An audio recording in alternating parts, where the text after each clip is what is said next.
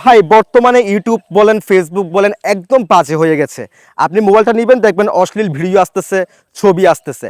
So আপনার ঘরে যদি কোনো ছোট বাচ্চা থাকে সে কিন্তু মোবাইলে কার্টুন দেখতেই চাইবে। সেই ক্ষেত্রে আপনার বাচ্চাকে আপনি ফোনটি দেওয়ার আগে ইউটিউবে ঢোকার আগে এই সেটিংসটি করে দিবেন, যার ফলে সে যখন মোবাইল ফোন ব্যবহার করবে তার ফোনে আর অর্থাৎ সেই সময় আর অশ্লীল কোনো ভিডিও আসবে না, কোনো ছবি আসবে না। অবশ্য সবাই এই কাজটি করে দিবেন। তো চলুন কথা না বাড়িয়ে ভিডিওটা শুরু করা যাক।